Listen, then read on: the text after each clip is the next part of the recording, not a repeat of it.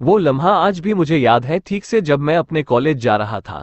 यही कोई जून जुलाई के दिन थे, गर्मी और धूप से सभी बेहाल थे। मैं अपने घर से स्टेशन की ओर निकला था। एक सिटी से दूसरी सिटी में मेरा कॉलेज था, तो ट्रेन से जाना होता था।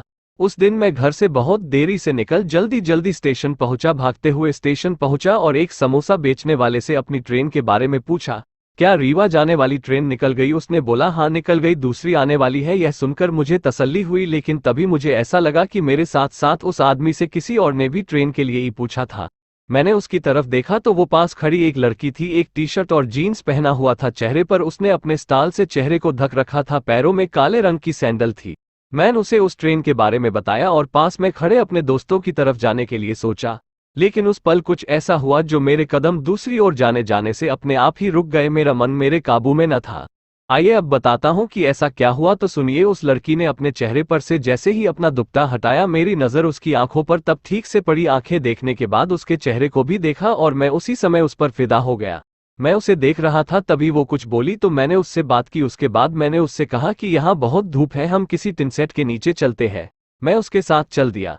हम एक टिनसेट के नीचे छाया में खड़े हुए। उसके बाद हम बातें करने लगे एक दूसरे से। कुछ देर बाद उसने पूछा कि ट्रेन नहीं आई। मैंने उसे कहा आने वाली होगी कुछ ही देर में। बातें होती रही। कुछ मिनट बाद ट्रेन भी आ गई। उस वक्त बहुत भीड़ थी ट्रेन के अंदर भी और स्टेशन पर भी। उसने कहा, सीट कैसे मिलेगी? मैंने बोला, मिल जाएगी। मुझे पता था कि सीट कैसे लेनी है, क्योंकि मैं रोज आता जाता था और सीट कैसे मिलेगी ये पता था। मैंने उससे कहा, क्या आपका स्टॉल मिल सकता है मुझे सीट पर डालने को? वो बोली, जी हाँ जरूर। मैंने उससे स्टॉल लिया और कहा, मेरे पीछे आइए। मैंने चलती ट्रेन में चढ़कर दरवाजे के पास वाली सीट में उसका स्टॉल रख दिया और जल्दी उतर गया। ये सब मेरे लिए रोजाना का काम था। सीट को हथियाने का ये तरीका मैंने सीख लिया था।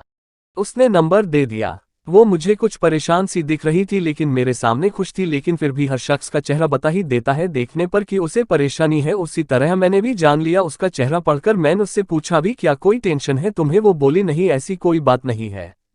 फिर मैंने उससे दोबारा नहीं पूछा। बातों ही बातों में दूसरा स्टेशन आ गया जहां हम सभी को उतरना था। वो आखिरी स्टेशन था, उसके बाद कोई स्टेशन नहीं था। सभी ट्रेन से उतरने लगे। हम दोनों भी उतरे, स्टेशन से बाहर आए। मैंने उससे पूछा, क्या आप शाम को वापस जाएंगी? उसने कहा, हाँ। मैंने कहा, मैं आपका इंतजार करूंगा। साथ में चले गए हम दोनों। उसने कहा, ठीक है। तभी उस जगह पर आम का एक पेड़ था जिसमें कच्चे छोटे आम लगे हुए थे। उसने कहा कि क्या आप मेरे लिए एक आम तोड़ सकते हैं? मैंने उसे आम तोड़ कर दिया और वो लेकर ऑटो में बैठी और जाने लगी। लेकिन मेरी नज़र उसे ही एकटक देख रही थी और उसकी भी। थोड़ी देर में उसकी ऑटो मेरी आंखों से दूर चली गई। उसके जाने के बाद मैंने उसके लिए कुछ आम तोड़े और अपने बैग में रख लिए। उसके बाद मेरा मन कॉलेज जाने के लिए हुआ ही नहीं। मैं उसका इंतजार करने लगा, कभी वेटिंग रूम में तो कभी उस रास्ते में जहां से ऑटो आ रही थी स्टेशन के लिए। फिर कभी ट्रेन की पटरियों में बैठ जाता था। जाकर मेरा कॉलेज 2 बजे से 6 बजे का था, सेकंड मीटिंग में। ऐसा करते करते 2 से 4 बज गए। वो नहीं आई। मेरे दोस्त आ गए तभी और मुझसे बोले कि 4 बजे वाली ट्रेन से घर चल। मैंने उन्हें जाने को कहा और कहा कि मैं शाम की ट्रेन से आऊंगा। वो चले गए। मैं वही उसका इंतजार करता रहा। फिर शाम के 6 भी बजने वाले थे। कुछ देर में मैंने सोचा उसे फोन करके पूछता हूँ कि वो कहाँ है।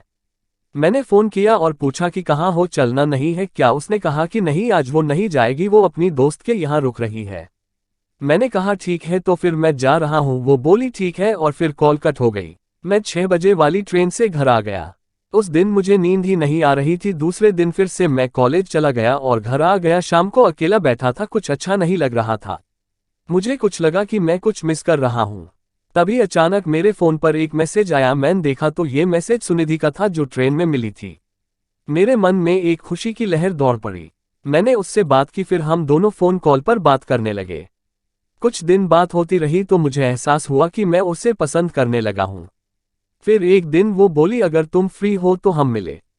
मैंने कहा हाँ जरूर। फिर मैं दूसरे दिन कॉलेज गया और वहां से जल्दी आकर सीधे उसके रूम चला गया। वो और उसका भाई दोनों ही मुझे लेने आए रास्ते में। फिर मैं उनके साथ उनके रूम गया। वो रूम रेंट में रहते थे। सुनिधि जॉब करती थी और उसका भाई 9वीं में पास के ही स्कूल में पढ़ता था।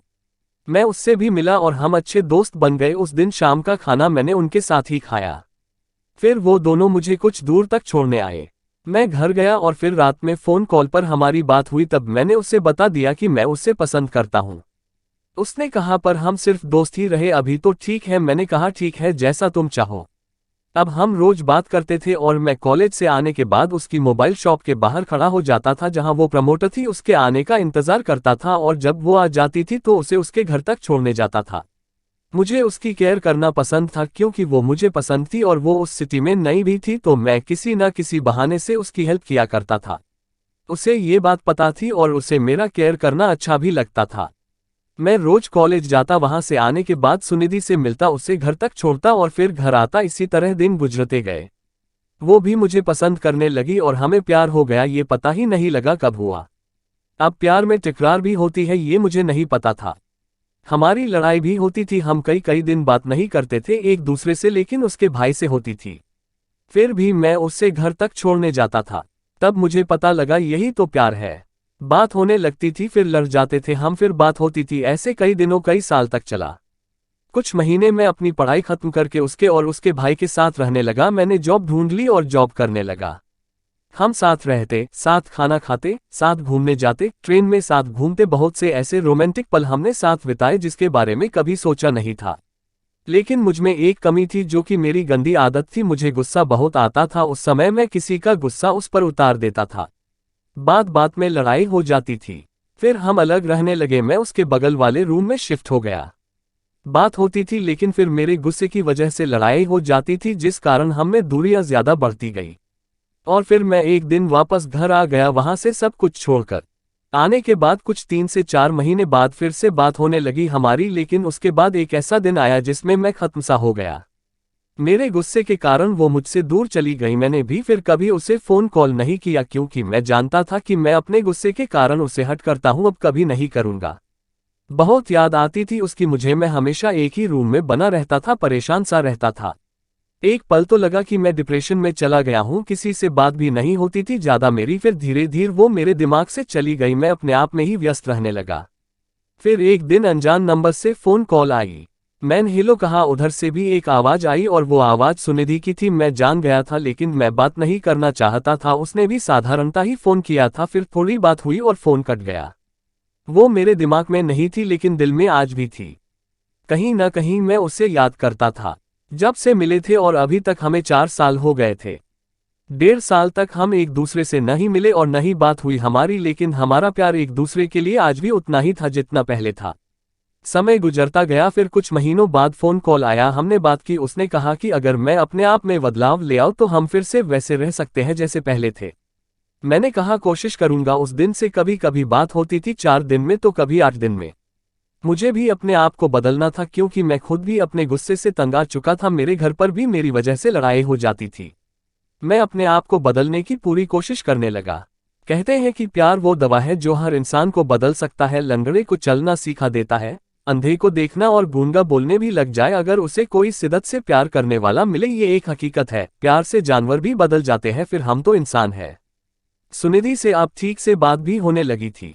धीरे धीरे हमारी बात पहले जैसे होने लगी। मैं बदल रहा था, उसे भी ऐसा लगने लगा। मुझे खुशी थी। अब हमारा प्यार पहले से ज्यादा गुना बढ़कर मजबूत हो गया है, जिसमें नहीं शक की कोई बीमारी है और अब न तो कोई लड़ाई झगड़े। इसकी वजह है हमारा हम दोनों के प्रति अटूट विश्वास होना और बेइंतहा प्यार होना। अब हम दोनों फिर से एक बार एक साथ हैं, एक विश्वास के साथ कि अब कभी जुदा नहीं होंगे एक दूसरे से और ऐसे ही प्यार करते रहेंगे। कुछ दिनों बाद शादी भी होने वाली है हमारी। अब हम खुश हैं। ऐसी वीडियो देखने के लिए हमारे चैनल को सब्सक्राइब करो और बेल आइकन दबाएं ताकि नई वीडियो सबसे पहले आप देख पाए।